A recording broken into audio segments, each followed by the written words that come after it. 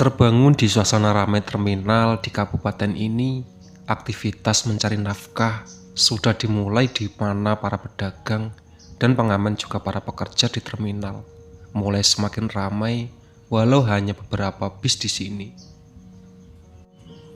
Ngantemi wong ya butuh tenaga, memukuli orang ya butuh tenaga, kata Anto. Iya, tapi kan Lek John, Intan, Pak Ustadz. Iya, tapi kan Lek John, Intan, Pak Ustadz, ujarku. Sarapan dulu mas, ujar Rahman. Kudune kowe sing diantemi, ben kowe sadar. Harusnya kamu yang dipukuli, biar kamu sadar, ujar Anto. Iya mas, sarapan dulu mas, ujar Rahman. Mereka semua sadar tentang cerita mimpiku yang sudah aku ceritakan, bahwa ini bukan urusan kecil dan sarapan itu penting. Kami kembali ke desa tersebut. Tak lama setelah sarapan, mobil kami melaju di tengah dinginnya suasana pagi hari. Kilauan mentari membuat hati kami hangat. Sinar yang merasuk di dalam dada masih terasa hingga masuk ke dalam desa. Tak ada satu tujuan lain, hanya menuju ke rumah lurah yang berada di desa tersebut. Tiba di rumah lurah, memarkir mobil di pelantaran rumah lurah, tak nampak ada tanda orang yang mendiami rumah tersebut. Rumah tampak sepi. Aku dan Anto turun mengecek kondisi rumah. Sejujurnya, saat itu kita berdua lebih mirip ke arah Malik. Mencoba membuka pintu depan, mencoba membuka pintu samping dan jendela. Namun tak ada balasan dari dalam rumah. Pertanda memang rumah ini kosong, tak ada orang. Mungkinkah si lurah sedang pergi? Pagi itu rumah lurah tampak sepi, hingga kami memutuskan kelurahan untuk menanyakan di mana lurah tersebut berada. Tiba di kelurahan, kami menanyakan lurah tersebut belum datang. Kami pun pergi dari kelurahan menuju sungai untuk bersantai melihat sawah. Dengan menunggu yang cukup lama dan membosankan, Rahman menyarankan untuk mencari di desa ini sambil menjelajah. Sembari menuju kelurahan saat siang lagi, kami memutari desa menjelajah bagian desa hingga siang hari. Tiba di kelurahan kembali menanyakan, namun jawaban yang pegawai tetap sama. Dari pagi hingga siang ini, lurah tidak ada di kelurahan. Kami mencoba kembali ke rumah tersebut. Semua orang nampak ramai, beberapa warga berkerumun, tak ada satupun yang memasang wajah bahagia. Mereka nampak berduka. Mobil kami pelankan saat masuk ke dalam pelantaran. Sebuah hal besar, kejadian yang tak mungkin Rahman lupakan. Ada apa? Tanya Rahman kesalahan satu warga di sana, sembari menuju keramaian.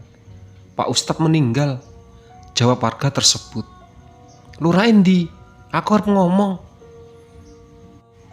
Rahman menghilang dari pandanganku, menghilang di tengah keramaian, hingga tiba terlihat di teras rumah lurah tersebut. Rahman, teriak Anto. Sebentar toh, ujarku. Brak! Pintu lurah dibuka dengan lebar dari dalam. Oh, wani kowe rene. Bapakmu wis tak gawe mati, tak gawe tumbal. Oh, berani kamu kesini. Bapakmu sudah kubuat mati, aku jadikan tumbal, ujar lurah. Intan dan Lek John? Tanya Rahman. Aku sudah tidak butuh mereka, ujar lurah. Mereka mengeluarkan Lek John dan Intan keluar dari rumah dalam keadaan tertidur. Dari ruang tamu lurah menuju ke pelantaran, terlihat mereka baik-baik saja.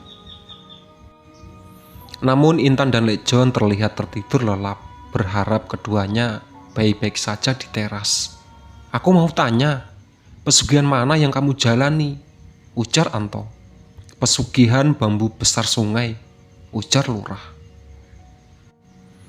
Ternyata pesugihan tak menjamin keselamatanmu. Bahkan setelah kamu tiada, kamu akan menjadi budak dari makhluk gaib tersebut. Nyawa pun tak akan lama, ujar Rahman. Lurah tersebut terpaku terdiam setelah mendengar perkataan Rahmat. Tak lama setelah Rahmat berjalan menuju pelantaran rumah, Lurah itu berlari menghampirinya. "Maafkan aku tak tahu jika aku akan ikut mati. Aku hanya mengorbankan orang yang disulit oleh makhluk itu. Bahkan ia menjanjikanku uang yang banyak. Aku bisa mengganti nyawa bapakmu dengan uang," ujar lurah sembari menawarkan uangnya. "Urusanmu denganku sudah tak kubuat panjang. Urusan sama manusia yang tak ada habisnya. Urus saja sekarang dengan Tuhanmu. Juga ada sesuatu yang mencarimu," ujar Rahman. "Siapa yang mencariku?" tanya lurah. "Genderuwo," jawab Rahman. Suasana hari itu pun semakin merinding dibuatnya. Hawa dingin di sana, matahari berada pada puncaknya. Hawa yang membuat orang terasa tak enak badan. Kegelapan menyelimuti desa itu, mendung bersamaan dengan angin kencang yang membuat pertanda akan datang hujan badai. Keburukan dan kejahatan semakin terasa, menyelimuti perasaanku melihat kejadian Rahman dan lurah tadi. Apa karena hari ini akan hujan, tetapi mengapa terasa sangat merinding dan mematikan? Hush! Berhembus semakin kencang, daun yang terbawa angin beserta bau-bau tanah yang terkena air. Gerimis mulai melanda, terlihat dari sawah seberang. Butiran air jatuh menghiasinya, hijaunya lahan pertanian di desa ini terlihat basah. Hujan pun datang saat itu. Para warga berhamburan entah kemana, pergi menjauh ke sana kemari sebab hujan yang semakin deras. Lebat curah air yang datang dari hujan ini, angin kencang yang datang membuat intensis, angin terasa dingin, berhembus dari segala arah. Lurah tadi masih berlutut di dekat Rahman, membuat kami di sini tersisa beberapa orang. Aku bertiga dengan Rahman dan Anto, sementara lurah dengan bawaannya yang biasa disebut orang berbaju hitam. Hahaha, tawa lurah tersebut. "Kesedihanmu, aku tertawa karena ancamanmu. Aku mati dalam jangka waktu dekat," katamu. "Genderuwo," katamu, "anak buahku lebih kuat," ujar lurah. Seng, sring. Suara benduk arit yang keluar dari balik badan mereka, orang yang berbaju hitam. "Inilah yang tersisa dari yang pernah kalian lawan," ujar lurah. 10 orang terbaik yang masih setia padaku," ujar lurah. Berdiri hingga tubuh menggigil karena dinginnya air hujan dari siang tadi, sore terasa saat para warga mulai berlarian, pergi menjauh. Sedari sore hingga malam kami masih berada di sini hingga matahari berganti bulan. Aku menyiapkan diriku untuk bergantung dengan mereka. Rahman dan Anto pun sudah siap memasang kuda-kuda mereka. Ini hari yang sulit. Kami tak bisa menghindarinya. Kami pun harus melawan mereka. Seperti kabut, seperti asap kereta api, sosok sekelebat hitam melewati tubuh lurah. Krek, krek. Suara retakan sesuatu. Suara lurah tersebut. Dras, dras. Bunyi suara tertebas. Tubuh lurah terbelah menjadi 2, darah berceceran di mana-mana. Mulut yang mengucurkan darah banyak darinya. Di dalam hujan deras ini membuat darahnya yang keluar dari dalam tubuh mengalir sejalan dengan air. Bagian perut dan asal-usulnya tubuh pun mengerikan mati dengan keadaan seperti itu. Yang kulihat dari sana hanyalah bayangan hitam. "Di sana," ujar Anto sambil menunjukkan ke sawah. Sosok besar, gelap tinggi kuat, badan berbulu hitam, beraura kegelapan berjalan lalu menghilang di tengah-tengah sawah, ujarku. "Dia menuntaskan tugasnya," ujar Anto. Para warga orang berbaju hitam kebingungan telah hal yang barusan terjadi begitu cepat tanpa disadari mereka pun lemas. Benda yang tergeletak di tanah, mereka merangkak menuju tubuh pemimpin mereka, sang lurah mati. Rahmat pun menuju mobil untuk menyalakan mobil kembali.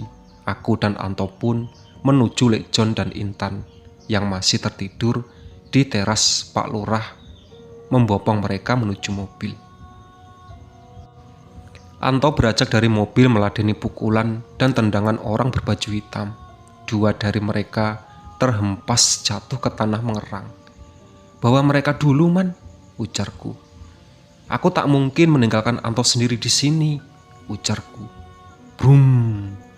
Mobil melaju kencang, meninggalkan rumah Pak Lurah, menjauh dari tempat ini, meninggalkan kita berdua di sini. "Kita dulu pernah berantem, Tok," ujarku.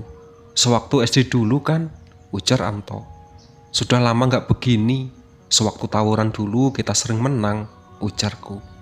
"Itu bukan tawuran kali, Ren. Cuma ngelawan preman dan orang yang gak bener," ujar Anto.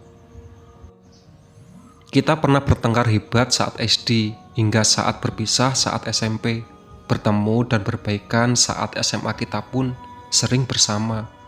Dalam hal berkelahi di sekolah maupun di saat melawan preman, palak uang dulu. Ini beda ceritanya. Nyawa kali ini taruhannya. Kondisi yang kurang baik seperti ini." Hush. Suara kuntilanak. Dek. Sosok pocong terlihat. Kembali berpindah dan terlihat. Suara bunyian tertawa hingga menangis. Ladak. Dar. Petir menyambar dan geluduk berunturan. Kegaiban makhluk datang. Kembali sosok bermunculan. Bisikan aneh. Suara aneh. "Kenapa mereka toh?" tanyaku. "Mereka tampak aneh, seperti orang gila memegang kedua telinga mereka," ujar Anto. "Hah?" Mereka maju tak terarah kepadaku, dan Anto dengan sempoyongan di tengah guyuran hujan deras yang tak berhenti curah airnya. Brak! Kami berdua melayangkan pukulan dan tendangan menuju mereka. Mereka pun merintih di tanah sambil menutupi tubuh mereka dengan tanah yang terkena hujan. "Sudah gila ya mereka," ujar Anto. Aku melihat orang berbaju hitam lain juga menunduk, memegang telinga. Beberapa hari memukul kepala mereka dengan keras. Dek, dek, dek. Aku dan Anto pun tiba-tiba merasa merinding. Suasana dingin yang menusuk pori-pori kulit tengah, guyuran hujan lebat. Bulu kuduk pun ikut merinding. Sembari memegang lengan dan kuat seperti banyak sosok kegaiban, makhluk yang melihat ke arahku dan Anto. "Kamu gak ngerasa toh?" ujarku. "Banyak yang lihat ke sini ya?" ujar Anto. Benar, seperti banyak yang mata mengawasi, banyak yang melihat ke arah kita. Bukan orang, dari sekeliling sawah. Mereka makhluk gaib, ujarku. Hush, hush. Gelombang hitam muncul berarah menuju langit, membentuk sosok hitam menjadi merah darah. Darah menetes dari langit menuju tanah, membuat banyu anjir menyeruak. Sosok rata yang memiliki mulut meneteskan darah ke tanah. "Aku siluman darah," ujarnya. "Bulan ini, purnama ini merah darah," ujar sosok merah yang mengambang di langit. "Satu persatu orang di desa ini akan aku jagal sampai mati, tanpa henti," ujar sosok tersebut. Hush. Perlahan memudar, hilang entah kemana. Langit kembali terang, hujan reda, suasana kembali cerah. Bulan kembali terang, semua telah berganti malam ini. Aku berjalan di tengah gelap menuju jalan desa. Tengah lelah menuju jalan desa, kembali ke rumah. Suara sosok tadi bahkan tak membuatku takut. Aku hanya bertanya-tanya. Tak ada kata takut dalam hatiku. Tak gentar aku dengan semuanya. Karena sejujurnya bukan siluman yang membunuh mereka. Ia hanya bisa membunuh lewat perantara. Ia membunuh lewat perantara orang berbaju hitam. Dan bisa jadi perantara hanya lurah, sebab lurah membuat perjanjian dengannya. Semua yang telah dijelaskan oleh Joko Sakti kepadaku pun memahaminya apa yang terjadi pada tumbal di desa ini. Banyak sang dalang yang bernama Pak Lurah pun mati. Pak Lurah hanya memanfaatkan peninggalan Mbah Marmo, yaitu anak buah Mbah Marmo, yang dibayar untuk jadi pesuruh dengan uang pesugihan. Kaindara sebagai perantara tipuan, bahkan mereka lebih ke membunuh langsung sang korban, hingga jasadnya dimakan siluman. Pak Lurah yang menumbalkan orang di desa ini, Pak Temi, Suminah, Tarmin, Pak Ustadz, hingga siluman darah pun semakin kuat dan mencoba mengambil alih semua orang di sini. Perasaan Rahman pun sangat terpukul hingga ia menyiapkan semua hal. Ia sangat siap tentang kejadian ini, ia sangat tegar. Sejujurnya perjanjian dengan iblis adalah hal yang sangat buruk bagi semua orang. Namun aku masih belum mengenal sosok Nyai Sandra dan Joko Sakti yang sebagai orang baik di desa ini saat dulu. Sejujurnya ini sudah menimpa keadaan kami. Kami berniat mengakhiri semua ini. Hanya satu hal yang jadi pertanyaan, yaitu bagaimana cara mengakhiri sang siluman. Aku dan Anto masih terlatih karena berjalan jauh dari rumah Pak Lurah tadi menuju jalan utama desa, berharap Rahman datang dengan membawa mobilnya menuju kemari. Kepalaku pusing sekali. Dalam kesadaranku kini aku merasa bahwa aku sedang berada di rumah Pak Ustadz. Suara-suara orang terdengar bergumam tak tahu membicarakan tentang apa. Suara ramai dari orang yang kukenal suaranya. Aku adalah Joko Hadi Karyakusumo. Semua hal yang kamu ketahui tentangku dan Nyai Sandra bukan hal yang harus cari tahu. Kami berdua meninggalkan karena sakit. Aku berjanji kepada Nyai Sandra, dikarenakan aku memang tak ingin menjadi suaminya, namun untuk sebagai penjaganya, seorang yang melindungiku dari segala keburukan. Di sini tetap dalam hal tumbal. Jadi iblis darah memberikan korban yang ia dapatkan kepada kegaiban, pohon bambu rimbun yang menyediakan kekayaan pada siapapun yang berkorban di sana. Namun lewat perantara iblis darah, sebab keajaiban dilewati sangat dalam dan berbeda alam. Manusia kesulitan untuk mencapai menujunya. Sehingga manusia berperantara iblis darah untuk menyampaikan korban tumbal. Entah yang membunuh korban manusia itu sendiri atau korban dalam bentuk hewan. Di desa ini dua kehidupan sangat bertentangan antara kegaiban pohon beringin dengan kegaiban pohon bambu rimbun. Salah satu cara mengakhiri semua ini membinasakannya. Tentu saja iblis darah lebih parah dalam hal membunuh. Ia mengincar semua orang di desa ini.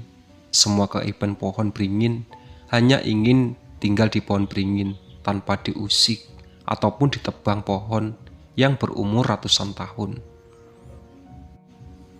Bambu rimbun belakang sungai, tertanamkan bendoku yang kuikat dengan sarung yang biasa aku pakai sholat.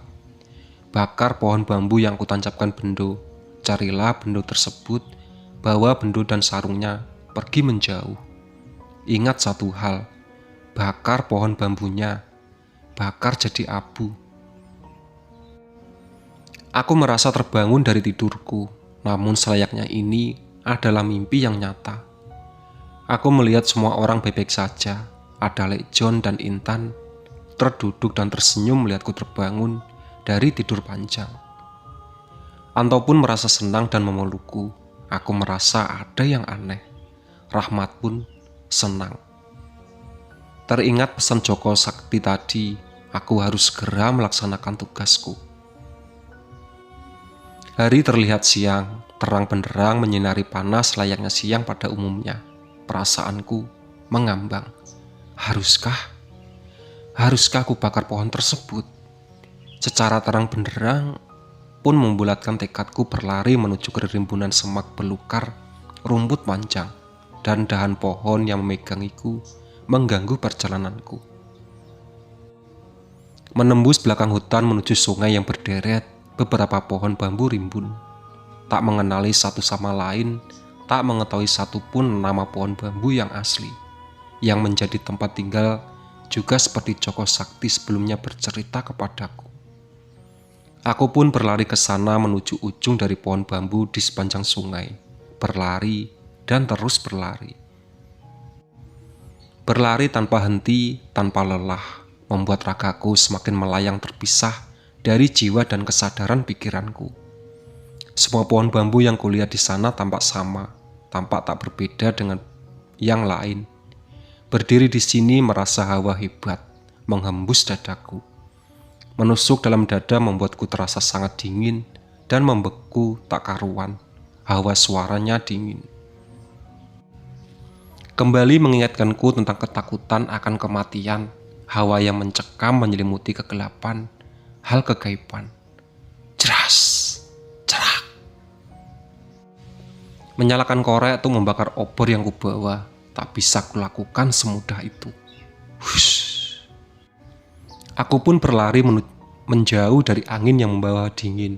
Suasana siang tak terasa menjadi gelap. Langit mendung pun mendukung cahaya matahari untuk masuk ke dalamnya, tak mampu menembus.